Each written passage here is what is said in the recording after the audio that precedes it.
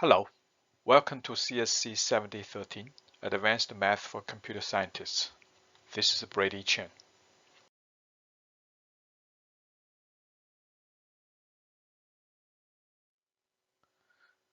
So one of the important part of the ISA is the key generation. So remember, to generate the key, we need to create two prime numbers. And then based on these two prime numbers, we generate a number n by multiplying these two numbers. And then we generate the phi of n. We calculate the phi of n, which is the Euler's totient function of n. So then we select one key and then we calculate the other key by computing the modular multiplicative inverse of the first key. So today we can actually try to introduce the algorithm that is used to calculate the modular multiplicative inverse of a number, of an integer. So here's the problem.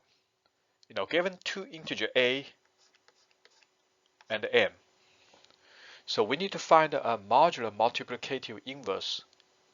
We use the notation a to the minus 1 of a and the modulo n. And we try to find a b such that the a times b mod n is 1.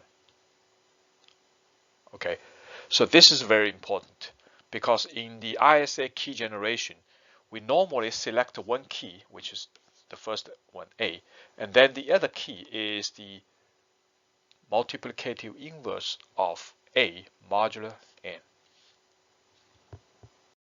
So before we discuss this algorithm, now first let's talk about some of the properties related to the prime numbers.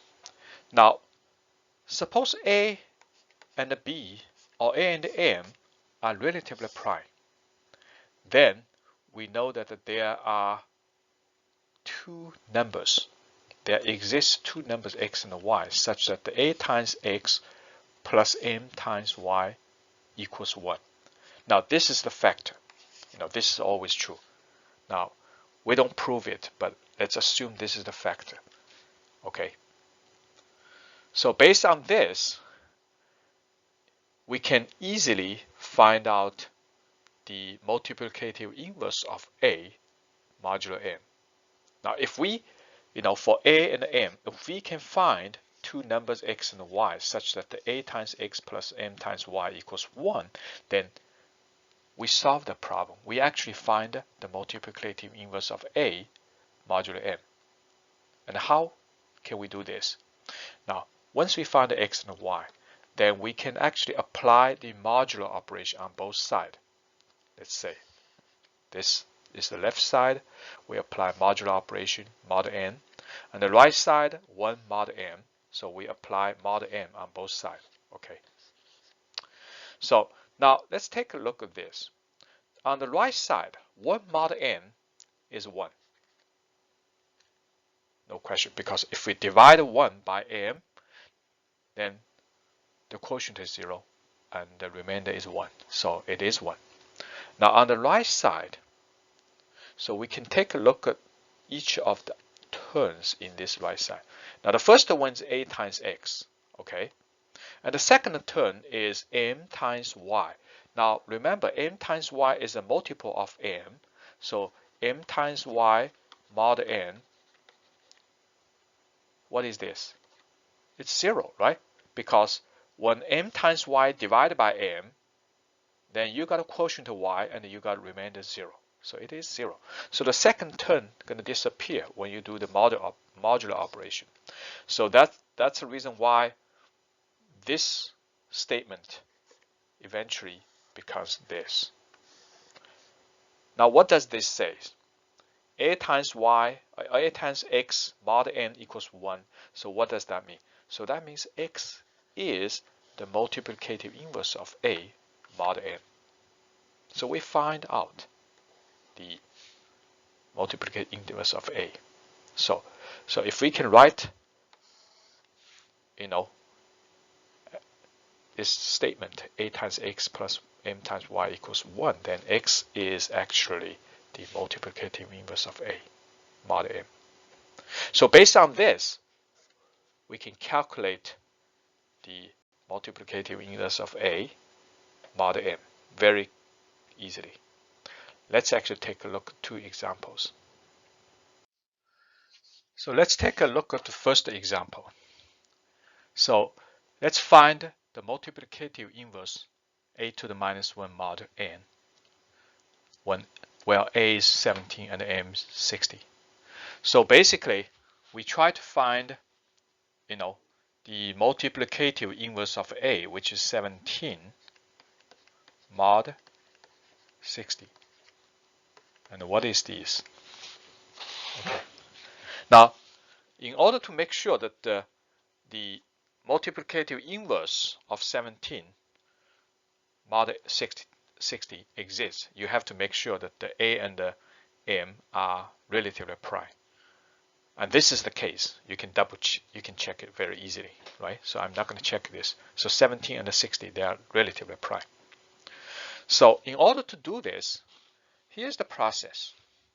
So what I'm going to do is, I'm first going to actually, divide 60 by 17. You divide 60 by 17. Now what do you got?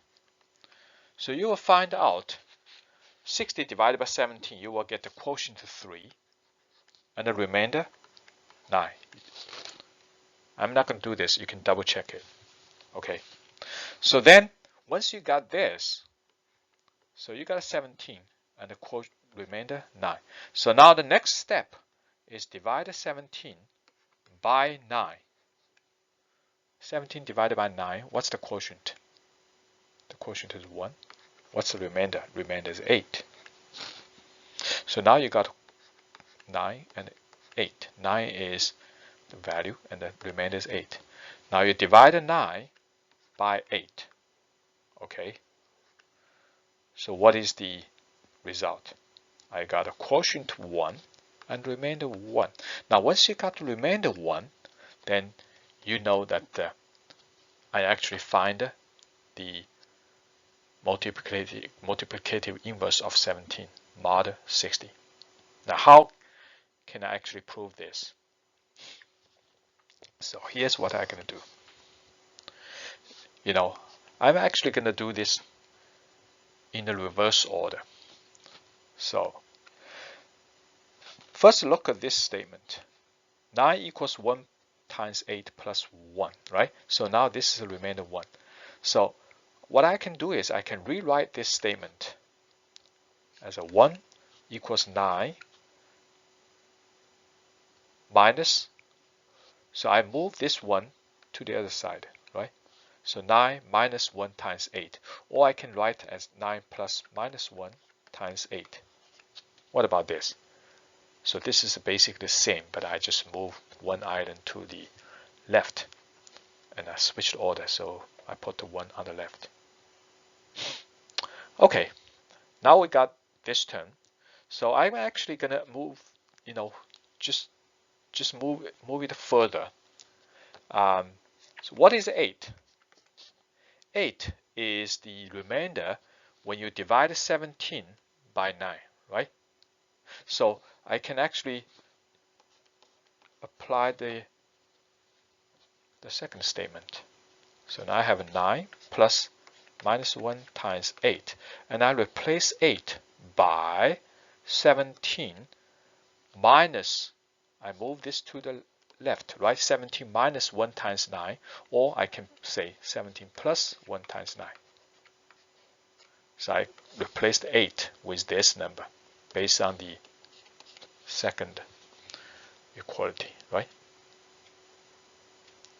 Okay, so now let's do this. So I can use distributive law and multiply this minus 1 into each of the item inside. Don't actually add together because I want to keep that form. So when you actually do this, you will find out, so this is actually going to be, here's a 9 and here's another 9. So the other 9 you can combine these two, right? So when I multiply -1 into the parentheses, so -1 times -1, that's 1, right? Times 9, so that's 1 times 9. And plus the other 9, what do you get? So you got 2 times 9, right? So this is a 1 9, this is another 9, because of -1 times -1, that you got 1. So I have 2 9. And then I can put this first one, -1 times 17, right? -1 times 17. So I got the -1 times 17. I got this. Let's continue. So we can actually continue to the top. So what is 9? 9 is the remainder when I divide 60 by 17, right? So I can actually do the substitution further using the first statement. So I got -1 times 17 plus 2 times 9. So I replace 9 with 60 minus this term. I move this term to the left. So, or I can just write 60 times plus -3 minus 3 times 17, right? So this is based on the first statement. Okay. Now let's take a look at further. So basically we have a 1 equals this, equals this, equals this, and so basically it's 1 equals this, right? And then I could just change the right side because I can combine the term 17. Okay, so here I have a -1, and here I have a -3 times 2, right? So I have a -6 times 17, and -6 times 17 plus -1 times 17. So what I got -7 times 17 plus 2 times 60. Don't multiply out, okay? So I got this. So 1 equals this. Now can you see what is the multiplicative inverse of 17 modular 60? It is -7, right? Because based on the fact we just talked about at the beginning of this talk. Now if you still don't see it, don't worry. So we can actually take a modular operation on both sides. I say 1 mod 60, and then I doing the modular operation 60 as well. So I put the modular operation on both sides. Okay. So I have put the modular operation over here, modular operation here. I got this. So 1 mod 60, it's still 1, right? When I divide 1 by 60, the remainder is still 1. So it's still 1. Now let's take a look at this modular operation. So it's a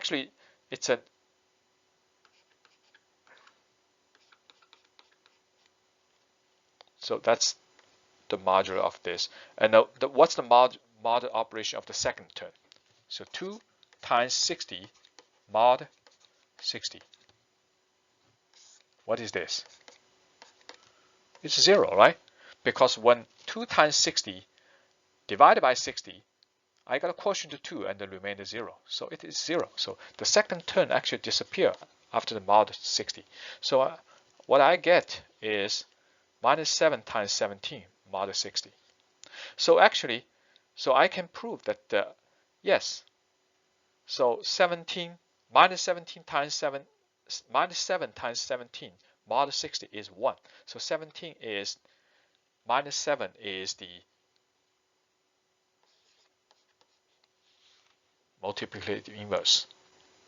However, in the ISA, I want to find the multiplicative inverse of 17 within the range of 0 and 1 and 17. So I want to actually find the multiplicative inverse within the range of 1 and 60.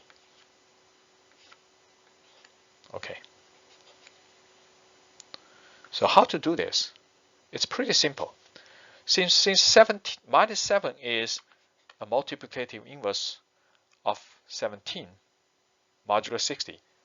So in order to actually find the multiplicative inverse of 17 modulo 60 within this range, what I need to do is just plus 60. Minus 7 plus 60. So what I got? I got a 53. Now 53 is the multiplicative inverse of 17 modulo 60. Can you verify this? I can leave that to you. So you just need to verify that the 17 times 53 mod 60 is 1. Okay. You just need to verify this. So that's the answer. 53 is the answer. Okay, let's quickly look at another example. So now in this case, we assume A is 21 and M is 880. So now, in order, before you actually try to find the multiplicative inverse of 21 modulo 880, so you need to first, verify that the A and the M are relatively prime. I'm going to leave that for you because you need to calculate the GCD of A and M, right? Make sure the GCD is 1. So suppose that's the case. So we want to find the multiplicative inverse of 21 mod 880. Okay, so what is this? Again, we follow the same process. So the first one you need to do is, let's actually divide 880 by 21. And then we try to find what's the quotient and what's the remainder. And the remainder is 19 and the quotient is 41. So you can verify this. And then we got this. Now divide 21 by 19. What is the quotient? 1. What's the remainder? 2. So 1 times 19 plus 2, that's 21. So then we're going to do again 19 divided by 2. Okay. What's the quotient? The quotient is 9. 2 times 9 is 18. Then we have 1. So now we got 1. So we're done. So the next step going to be we're just doing the reverse of this. Again, we just write 1 as 19 minus, so we move this term to the left, right? So 19 minus, let's see, it's a plus minus 9 times 2, right? So 19 minus 9 times 2, so I put the minus sign inside the parenthesis. Okay, now the reason I'm doing this is because, so I should replace this 2, which is the remainder when you divide 21 by 19. Okay, so I can replace this times 2 is 21 plus minus 1 times 19. Again, I have a term 19, I have a 19, and that's the coefficient of the 19. So minus 9 times minus 1, I got 9, right?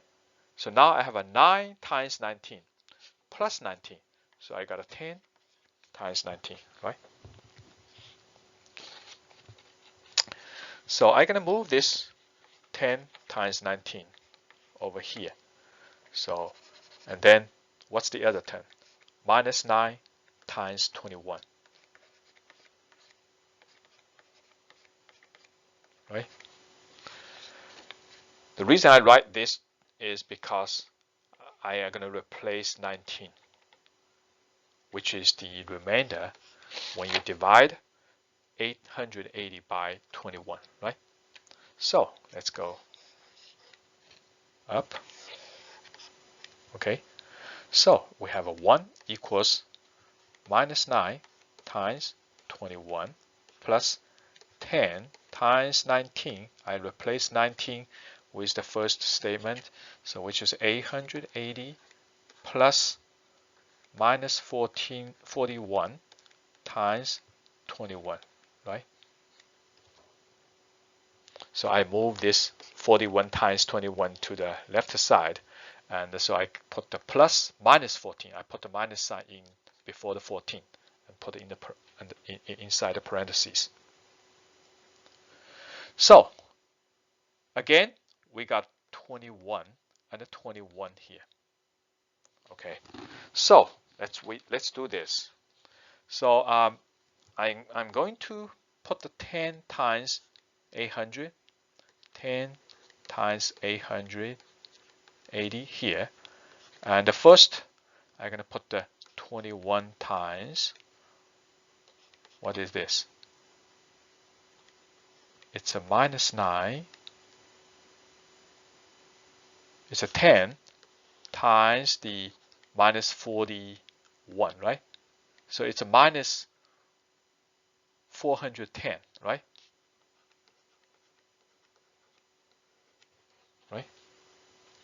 So that's the coefficient of 21. So minus 9 plus, it's actually plus minus 41 times 10. So it's a 410. Okay.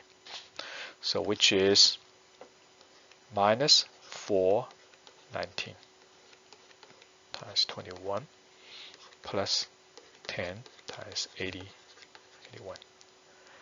Now what do you got? So I can apply the modular operation, modular 880. So on the left side, 1 mod 880, and on the right side, so 419 minus 419 times 21 plus 10 times 880 mod. Okay, I'm running out of space, so it's 880. Now again, the left side is going to be 1, right? Because 1 divided by 880, I got the remainder 1, quotient is 0. And this one, 10 times 880 mod 880, that's 0, right? Because 10 times 880 divided by 880 is 10, and the remainder is 0. So the quotient is 10, remainder is 0. So I only have first term left. So I have minus 419 times 21 mod 880. Again, this is the inverse of 21 mod 880. Since this is the minus number, so I want to actually, find the inverse within the range of 1 and 880, right? So want to make sure that it's within 1 and 880. So what I'm going to do is I just need to add, minus 419 plus 880.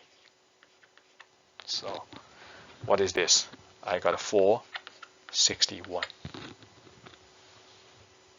Now, so minus 419 is actually multiplicative inverse of 21 modulo 88, but that number is actually outside the range of 1 and 880. So if I want to have a number between 1 and 880, so I just add 880. So I got this number. So this two number. So the answer is 461. Okay, so that's the answer. Now you can verify. How can you verify? Just 21 times 461 mod 88 to see whether the result is 1. Okay. So let's go back to the ISA key setup. Remember, as part of the ISA key setup, we need to first find the Euler-Tortue function of n. That's phi of n. And then we randomly select the encryption key E. Okay. E could be public key or private key. Okay, it's up to you. So the E should satisfy these two conditions. One, E should be in the range of 1 and the phi of n. That's number one. The second one is E and the phi of n must be relatively prime. So that means that this GCD of E and the phi of n should be 1. Now, if this is the case, we know that it's based on the fact that it's guaranteed that there is a multiplicative inverse of E modular phi of n. In another word, we can guarantee to find another key D, which is a multiplicative inverse of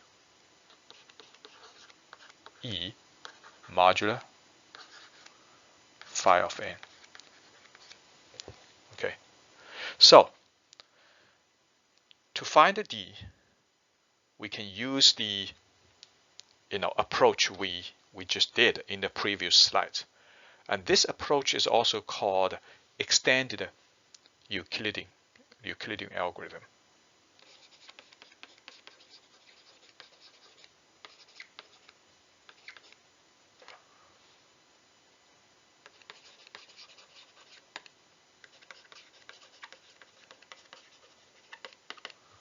So we can easily find D such that E times D equals 1 modular phi of m, or E times D modular phi of n is 1. Now also, there's one note I want to point out is that when we use extended Euclidean algorithm, like the two examples we talked about, we may not be able to find a D such that the D is in this range. Many times we may find a D which is negative. So the negative is not in this range, right? If D is a negative, it's not in this range. But if a D happens to be in this range, that's great. So we accept the D as the other key, okay, the decryption key. However, what happens if D is not in this range? So for example, D is in a negative number, or D is bigger than phi of m. So then we need to do a little bit more job to force the D in this range. Now, how can we do this? Now, we need to know that if D is a multiplicative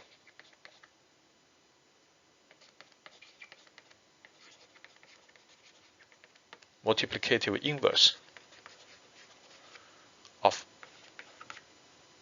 E modular phi of n, then we know that any number like a D plus phi of n is also a multiplicative inverse of E modular phi m. Okay, so it's also the E. Now, in fact, if D is a multiplicative inverse of E modular phi of m, now any number D plus k times phi of n is the multiplicative inverse of E modular phi of n. Now, I'm not going to prove this because the proof is pretty simple and pretty easy, right? All we need to verify is, so we need to verify that the D,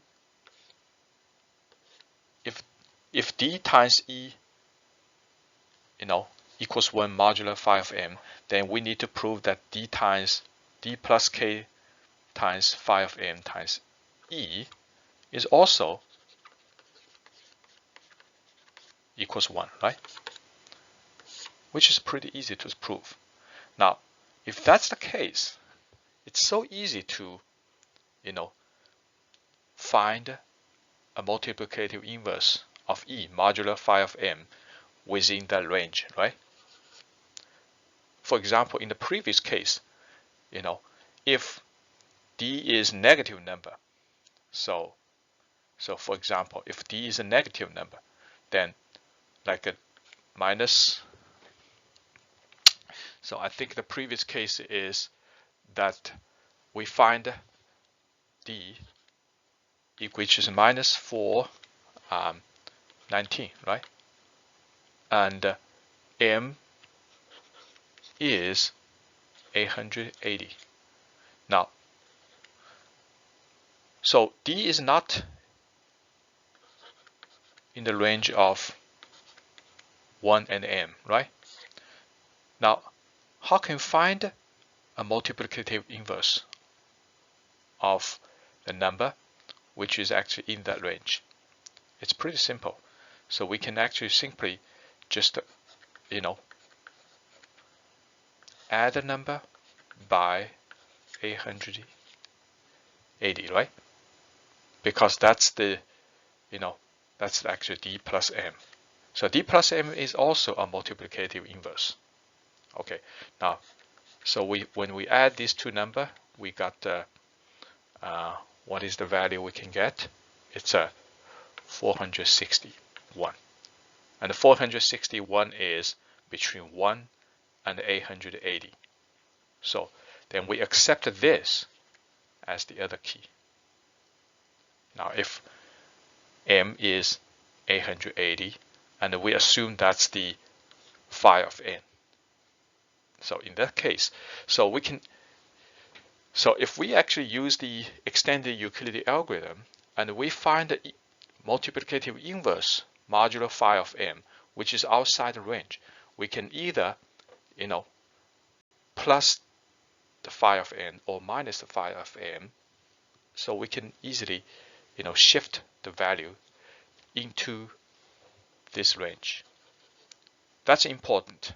Okay. Thank you.